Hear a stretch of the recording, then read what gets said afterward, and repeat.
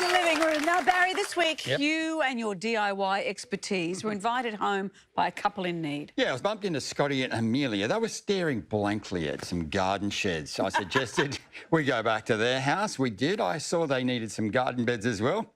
Let's see how it all went. In just one afternoon, Scott and I are putting together a new shed. The concrete has set and we're ready for the next step. By having it off the ground, it's not just level, but that water that might naturally flow down can go straight under now. Once we've nailed on the plywood floorboards, this structure's ready for some walls. Now see this tongue here for the tongue groove board? The tongue faces up towards the ceiling and we're going to fix through the frame into the subfloor. Repeat the process until all the walls are up. Right now they're just sitting on the top of the base, ready to be secured later. I said to you when we were putting the walls in, the tongue of the weatherboard has to face up. That's because that goes into the groove of the gable. That's what steadies it in position.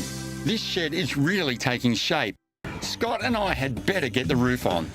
Once the ridge beam is in place, we can start to assemble the pre-cut pieces for the roof. And now we've just got to finish off our shed with some doors.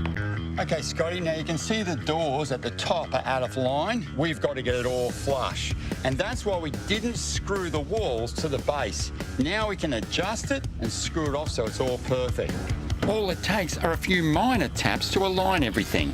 Now you can screw all the walls off to the base. I'll see you when you're finished. Well, this looks fantastic. It looks great, doesn't it?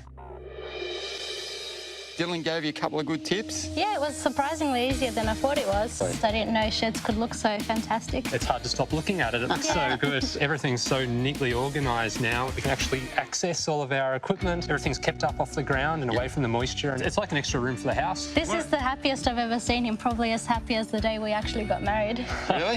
Yeah. My last question, of course, are you glad you took Baz home? Absolutely. You're the best thing that's ever happened to us.